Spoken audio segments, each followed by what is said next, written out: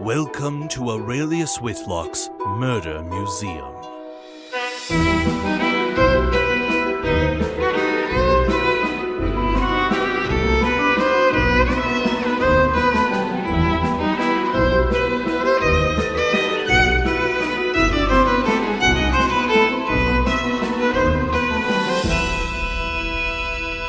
I'm Marcus Richardson. And I'm Nathan Hicken. And what would you do if a captain stared you dead in the eye and said, "You're nothing"?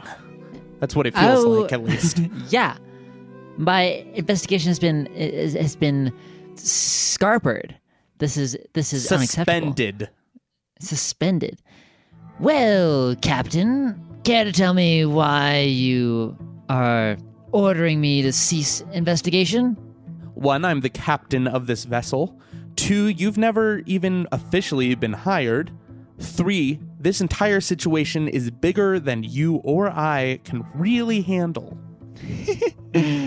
Well, it just so happens that I'm a private investigator, and as such, unfortunately, my dear Captain, your authority holds no bounds over my investigation. I do agree, though, that this investigation has certainly gotten bigger than I expected.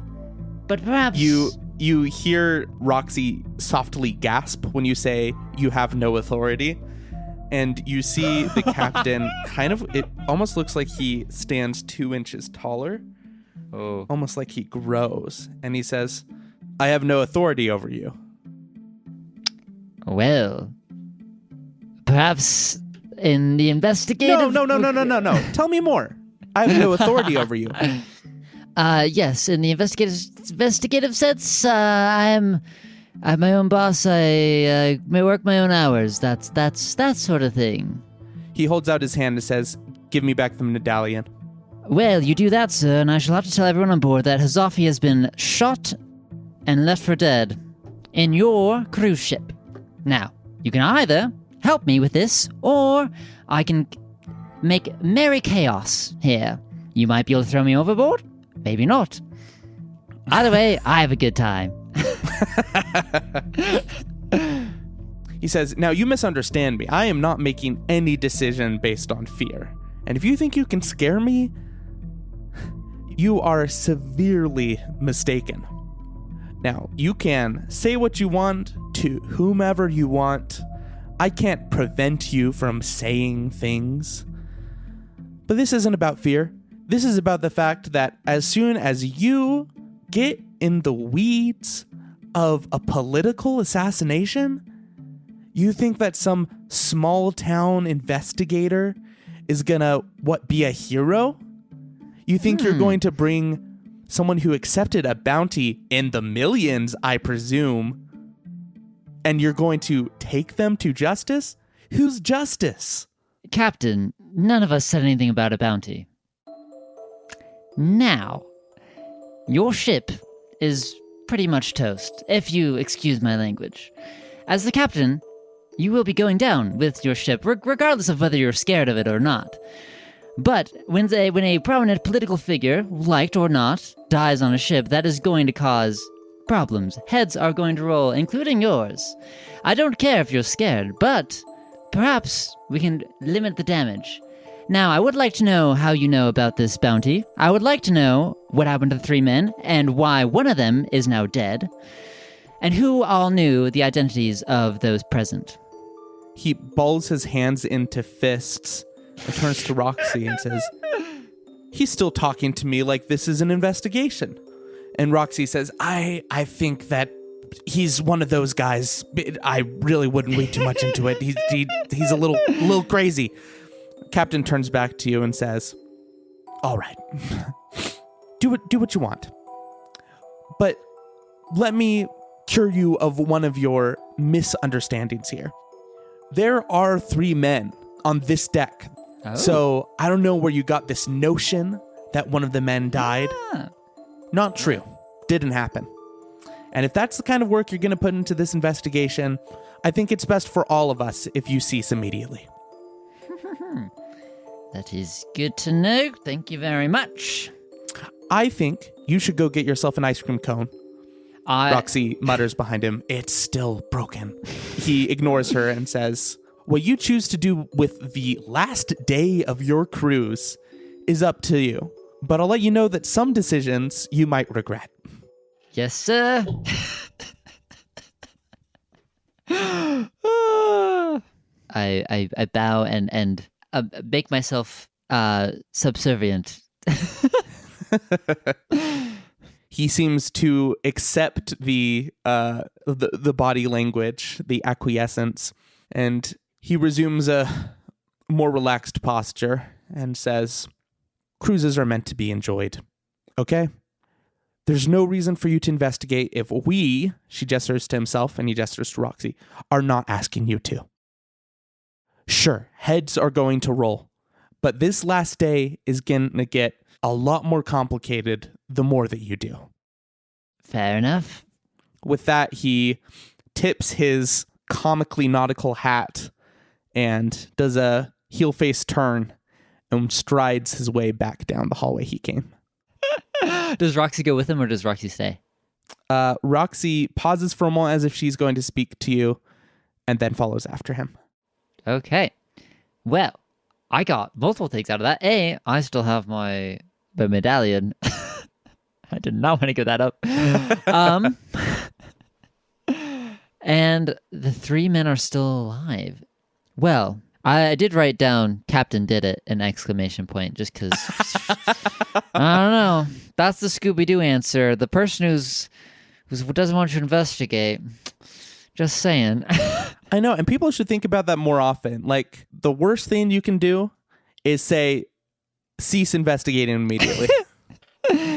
Exactly. No one shoots higher up in my suspicion list when they're either very unhelpful or very helpful. So Sally and Captain are currently my top suspects. I was about to say that. The only thing you can do worse than trying to shut down an investigation is being the most likable person. Exactly.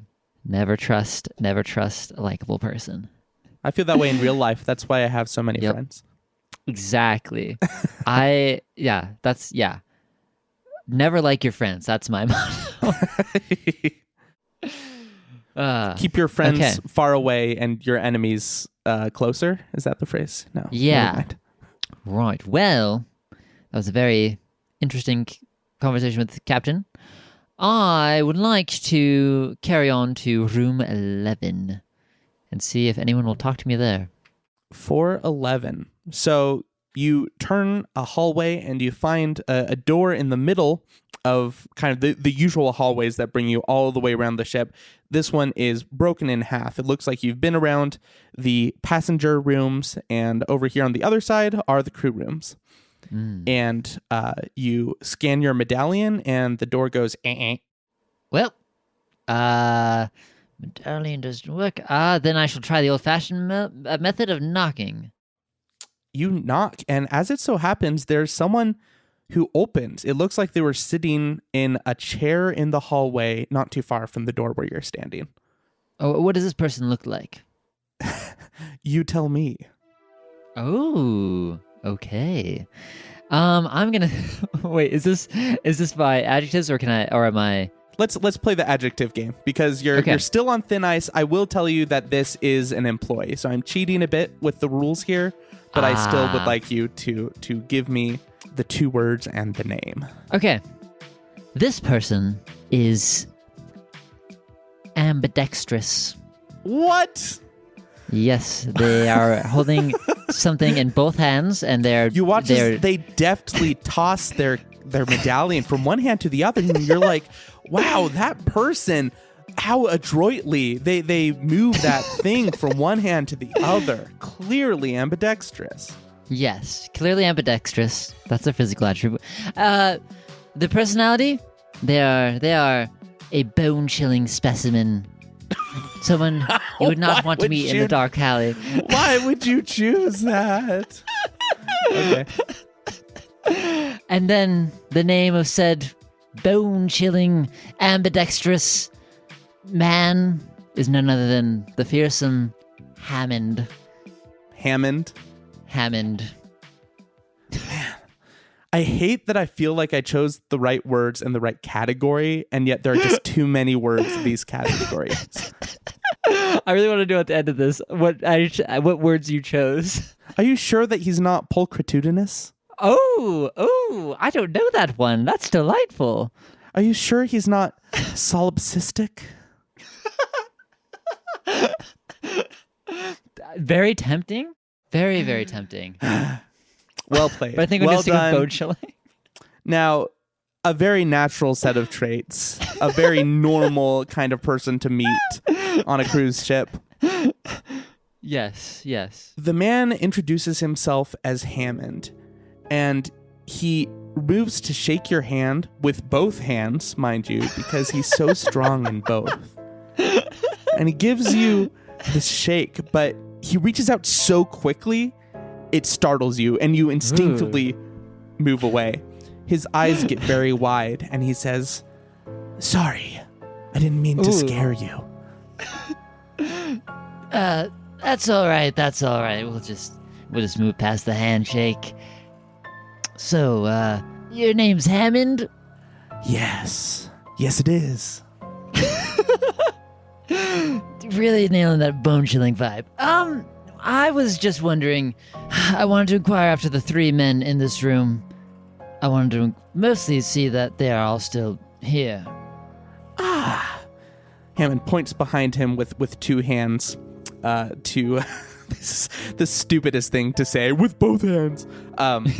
So you have entered into, like, the crew hallway, right? And then there's a door over. Like another door to cross. So you're still in the hallway. Oh. He points over to 411. Oh, I see. He's guarding. I see. Okay. Yeah. Just for the sake of clarity, your medallion should have opened that door. Yeah. From what you were told, and it did not. So Roxy doesn't have access, or someone swapped it. Okay. Have the 3 men in the room left at all?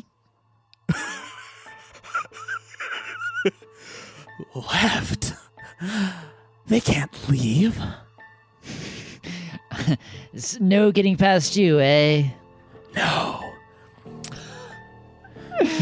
In case you were unaware, the men, they come, they stay. We feed them, but they are to remain in that room for the safety of all crew and passengers. How is it they came aboard here? Oh, we do lead them down the hallway. I was one of them, on duty at the time.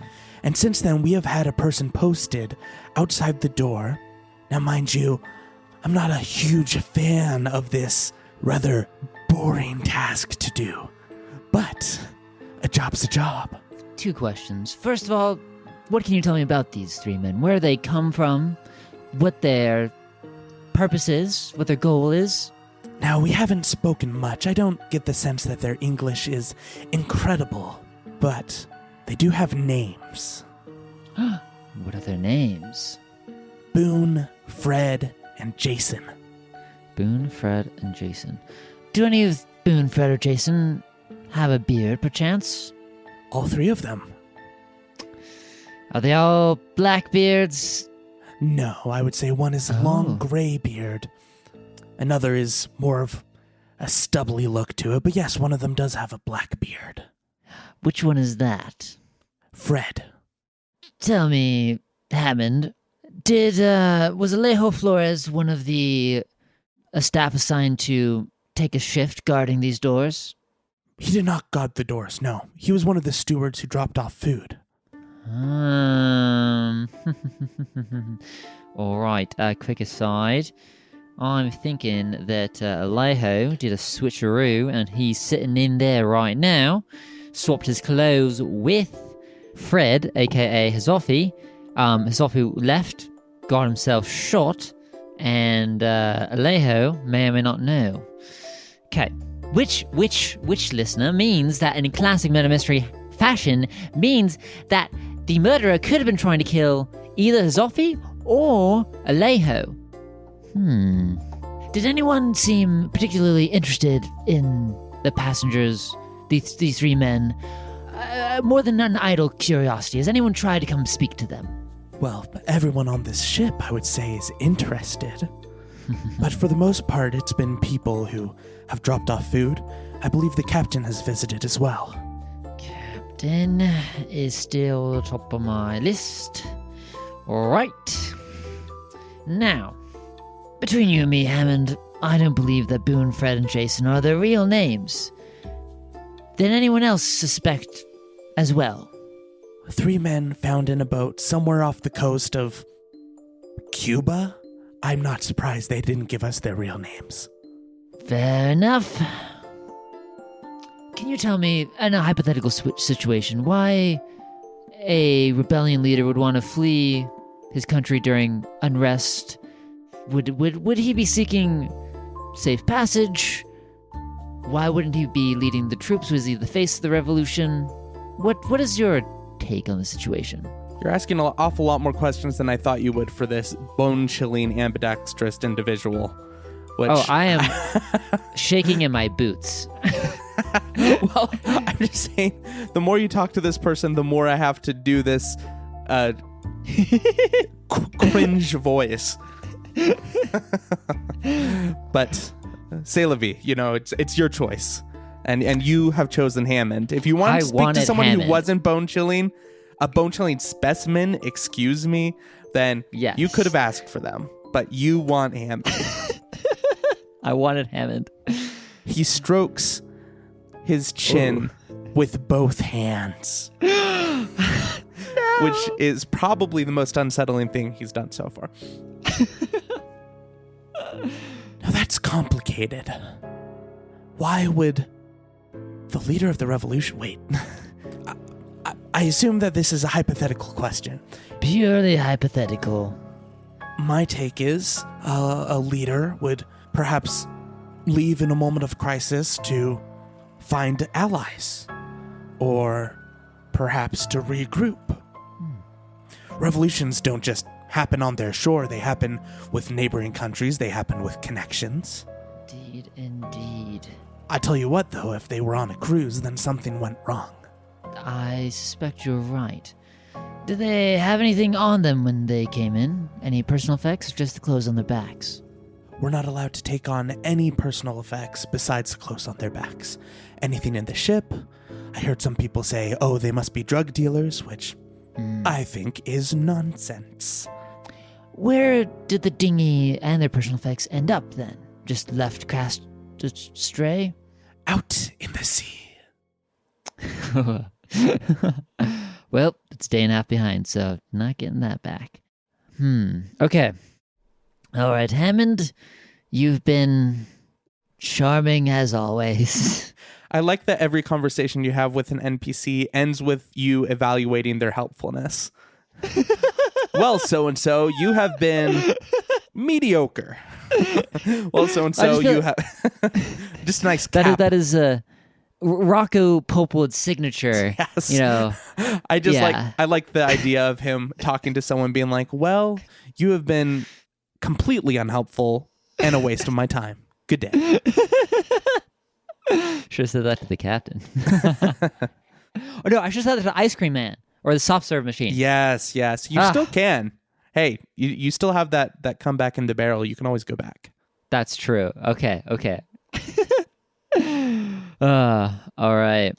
I'm going to leave. I'm intrigued why this medallion didn't work. That is interesting. Alejo Flores, I'm pretty sure, is in that room. I'm pretty sure he's swapped. So the question is, who... I don't think anyone would have any beef with Alejo Flores. I feel like the vibe is for sure that someone knew who he was and recognized him from a ways away.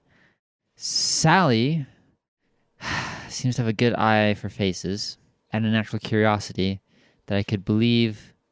And she didn't tell me nothing about the 3 men in the dinghy. Okay, I'm going to go back to the photo stand. I have not forgotten about our lovely performers, nor have I forgotten about Tom Cleaver, who hid the body, nor the woman who moved him from her balcony to someone else's balcony. Oh, and I have not found this gummy shark. That's the key to it all. Have you looked for it? Not really.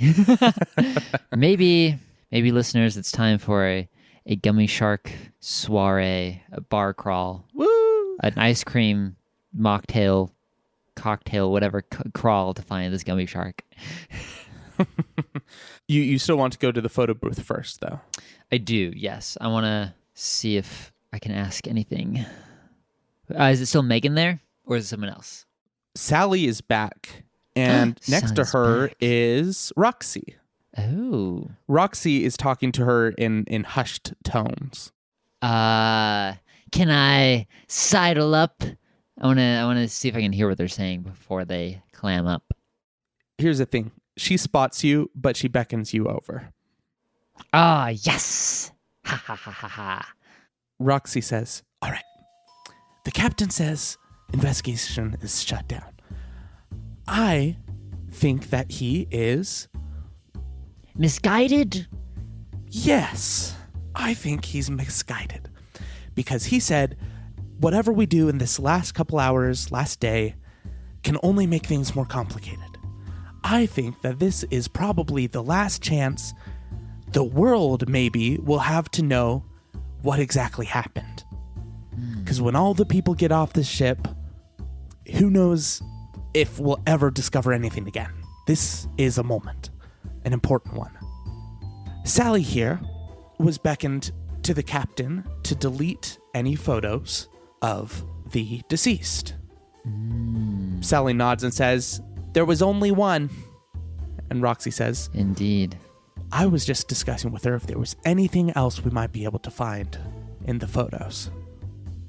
Well, let me first paint you to a picture of a little idea that has come across my radar. I found we found the one photo, Sally's correct, of the man in the red board shorts and the linen shirt. Tracking him down to where that photo was taken, I found a staff uniform shoved hastily in a trash can. When we searched, me and Megan, that is, searched for that uniform matching a black beard, we came up with not the deceased, but a man by the name of Alejo Flores. Now, this is purely conjecture. I don't know Alejo's leanings or whatnot, but I do know that he delivered food to the three men who were in the cabin in floor 4, room 11. I suspect that Alejo swapped clothes with the one that we now know is Azafi. Now, the question is, who knew who Azafi was? Someone put out that bounty, and someone responded to it. They both nod as they're following you. Sally says, that is an impressive deduction. I will say that is a very convoluted plot. But impressive. I look very proud of myself. I'd like to know who got a good look at the three men, close enough to be able to identify them. If anyone was snooping around, who spotted the men first, because somewhere between them arriving and them going in the room, someone identified Azafi. And if my suspicions are correct, paid him a visit, which ended in... Oh, sudden realization. Something I should ask Roxy. Roxy, does anyone else take a smoke break in that room? She sheepishly says, I think it's just me. But that might be a key. We need to know where these people were at different times, right? Yeah. What do we know in the timeline? We know that at 6 p.m. yesterday, Azafi was leaving the outfitter in his red board shorts. We know the time of death. The room was opened at 8:20. Correct me if I'm wrong. That is correct. Mm-hmm. Okay. So at 8:20, the door to that room was opened. At 8:20, I was, of course, on the stage, on the game show, along with you. And in sometime during that game show, which took place at 8, I believe, correct? Yes.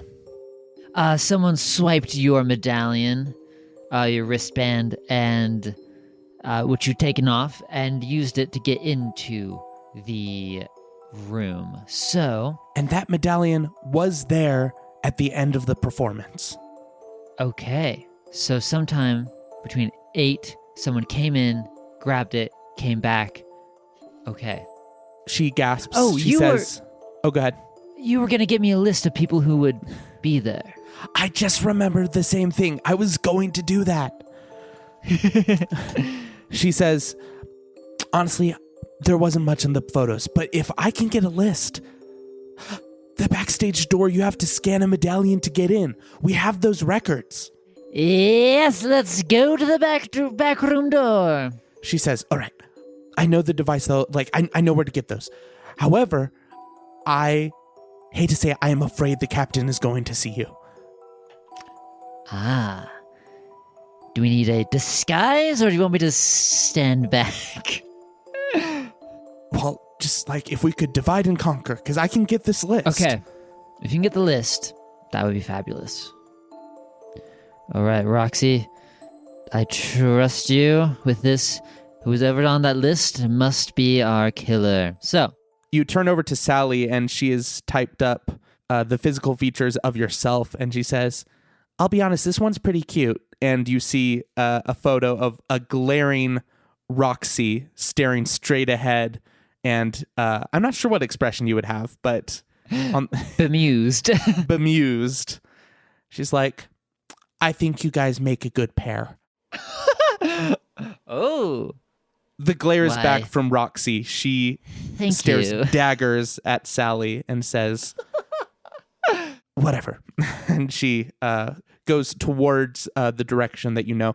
This is I believe, I don't remember which photo booth this is, but she's going to head towards the theater. Okay. To the backstage. Sally, there's not, by any chance, geolocation tags on these photos. Like where the photos are taken? Yeah. I mean, yeah, I know which booth these are taken in. Sure. Could we look at the photos taken at the booth while Roxy's away, looking between the hours of 8 and 8:25? Not hours, just the 25 minutes in that area. Of course. What are you looking for, Nathan? I want to see if any of my suspects show up in that frame. So I want to know if I see, Ponytail Man, Calvin Sparrow, is walking by. I want to know if the captain's walking by. I want to know if anyone who has a name who I have not named, basically has been captured in that area. If it's everyone, that's okay. But I know that Roxy was on stage and I was on stage. Mm-hmm. And if there's no photos in that gap, that tells me that someone wasn't at the kiosk. Okay. At the kiosk, if any of those people. Here's the thing. The captain would not stop for a picture. That's fair. This is not a security camera. This is a novelty photo op. So I will say that you do find, around the time of the murder, a picture of Calvin Sparrow. Okay. The other suspects, I don't believe, would be so easy to spot in a photo at that time. Fair. Okay. Sally, who first spotted the 3 men on the dinghy? How did they signal this ship? Who spotted? Everyone saw the ship at once, I think. But as far as the communication goes, that would be with the captain. I mean, or with whoever was on the boat part of the boat, the deck, whatever it's called. Ah, okay. Do you know anything about this bounty? A bounty on what? I thought for a second there was a pause. I was like, Sally pulls out a gun. No, sorry, I was just thinking. The bounty for Hazafi. Yeah, I mean, I know there is one. I guess I should say there was one. It was posted immediately after he disappeared. Or when, I guess, for the listeners, I'm trying to figure out if this bounty was posted when he arrived on the boat, like someone recognized him and was like, I want that guy dead, and so there's 2 people, or if it appeared like when he disappeared off the mainland. I can clear this up with just some like Google searches from a helpful hand would help you realize that the bounty existed before he ended up on the cruise ship. Got it. he was announced dead sometime after he was on the cruise ship. Okay. Sally, how would someone sneak a gun on board? She smiles and says, asking for a friend? Well, asking for a potential murder suspect. I would have to say that they'd have to have extra luggage clearance, probably. A passenger couldn't walk on board with a gun. It would be perhaps an entertainer or a member of staff. Yeah, someone who has a large amount of equipment. They usually get some extra tags. Yeah, someone with a ponytail to hide the gun. Oh, yes, of course. The old hiding the gun in a ponytail trick. Yes. Okay. That confirms. So I don't think it's the old woman. I think that's it. One last thing. I'm gonna go gummy shark hunting. If you have any, would the concentration of gummy shark locations be on one particular deck, or am I gonna be crawling around multiple decks? Any direction to point me in?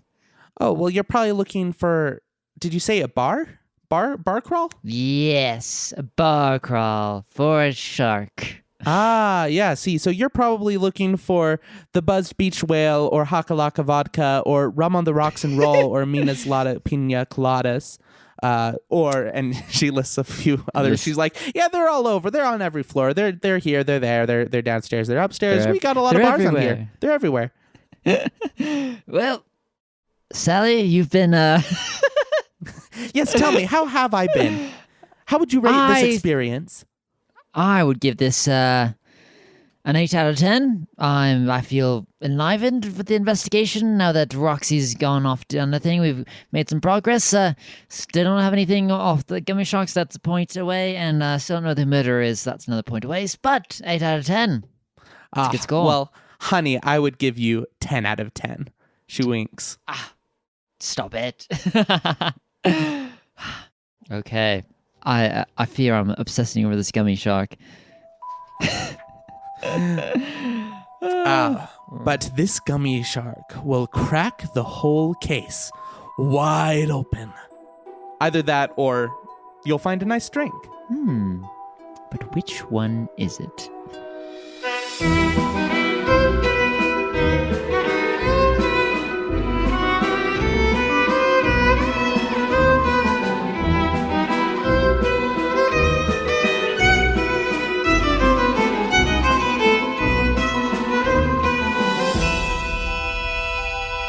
$54, $68, $69, $72, $64, $49, $56 C as in cruise, $61, $79, $65, $64, $41 6 C as in come, 6F as in find me, 6E as in equipment, 67, 57, 69, 74, 68, 59 6F as in fatal, 75, 72, 47, 61 60 as in die, 65, 73.